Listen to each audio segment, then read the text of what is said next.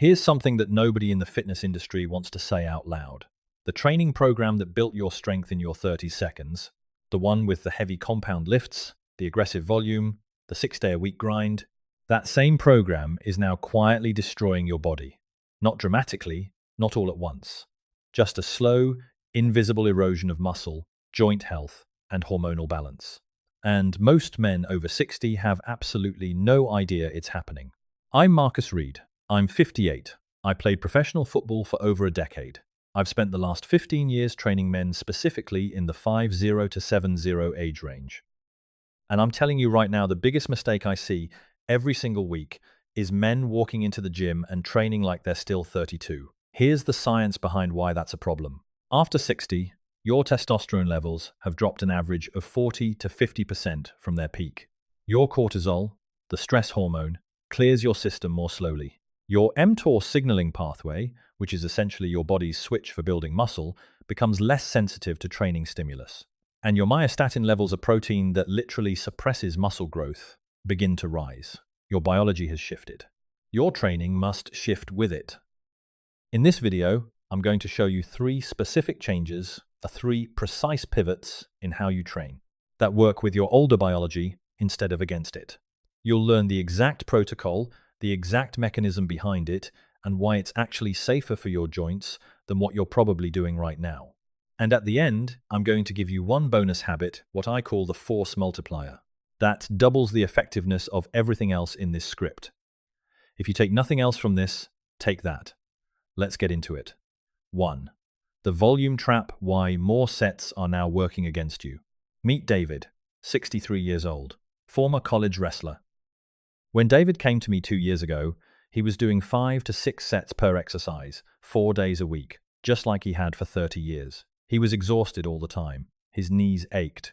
His sleep was garbage. He thought he was losing his discipline. He wasn't. He was losing the hormonal war. Here's what was happening inside David's body. After the age of 55, your hypothalamic pituitary adrenal axis, the system that governs cortisol production, becomes less efficient at shutting off after a training session. In younger men, cortisol spikes hard during a workout and then crashes back to baseline within an hour or two. After 60, that crash is slower and shallower. That means high-volume training doesn't just make you tired, it keeps you in a cortisol-elevated state for hours longer than it would a 30-year-old. And chronically elevated cortisol is, biologically speaking, one of the most potent muscle destroyers that exists. It's catabolism. It breaks tissue down. The fix is not to train less hard. The fix is to train less long. The protocol: drop to 3 working sets per exercise. Increase the intensity of each set by slowing your tempo. Specifically, a 4-second eccentric contraction, which is the lowering phase of any movement. Research from McMaster University shows that slower eccentrics produce greater muscle protein synthesis per set than fast, momentum-driven reps, especially in older adults. You're getting more out of each set, so you need fewer of them. David went from 5 sets to 3, slowed his tempo, and within 8 weeks, his joint pain had dropped significantly. And his sleep scores improved by 34%, measured by his wearable. He didn't train less hard, he trained smarter. His body finally had enough hormonal runway to recover. Now here's what's interesting. Fixing your volume is only half the equation. The other half is about what you're actually lifting and whether your joints can even tolerate it. 2. The load illusion: stop chasing heavy weight, start chasing mechanical tension. Arthur was 70 years old. He came to me convinced his training days were over. His orthopedic surgeon had told him his knee cartilage was bone on one side. He figured squatting was finished for him.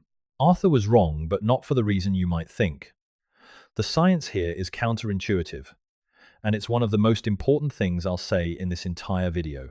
Muscle growth in older adults does not require heavy absolute loads.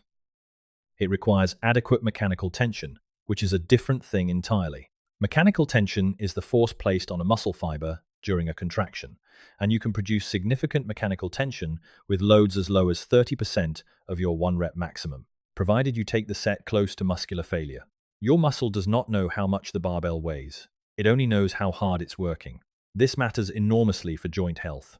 Heavy absolute loads maxing out the barbell compress cartilage at the hip, knee, and lumbar spine at forces that aging connective tissue simply cannot absorb the way it once could.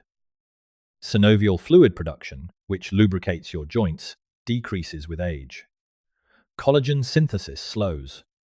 The structures around your joints are not what they were at 35. Training as if they are is a guarantee of injury. The protocol. Select a load that allows you to reach between 15 and 20 repetitions and take that set to within 2 reps of failure, not to failure within 2 reps of it. Research from the University of Texas refers to this margin as proximity to failure, and it's the real signal that triggers mTOR activation, the molecular switch for muscle protein synthesis. You're lighting the same biological fire with far less joint stress. Arthur started squatting again with a goblet squat variation, moderate load, controlled tempo. 12 weeks in, his knee discomfort had improved, not because we fixed his cartilage, but because we strengthened the muscles surrounding the joint, reducing compressive load across the knee by a meaningful margin. His surgeon was surprised. I wasn't.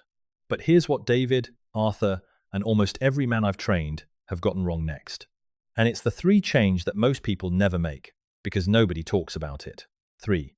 The recovery blind spot. Your muscles grow when you rest, not when you train. Carl is 67, sharp as a tack, retired engineer. He tracked everything: sets, reps, calories, steps.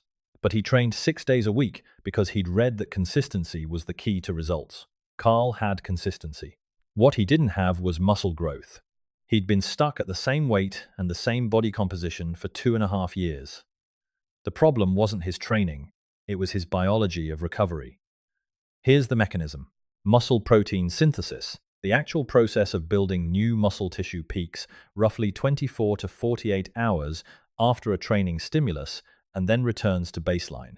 In younger men, this window is somewhat compressed. In men over 60, research consistently shows that the synthesis window extends. Older muscle needs more time to complete its repair and growth cycle. Training a muscle group again before that cycle completes is the equivalent of re-breaking a bone before it finishes healing. You interrupt the process. The protocol. Train each major muscle group no more than twice per week, with a minimum of 72 hours between sessions. Structure your training in a push-pull legs split across 4 days.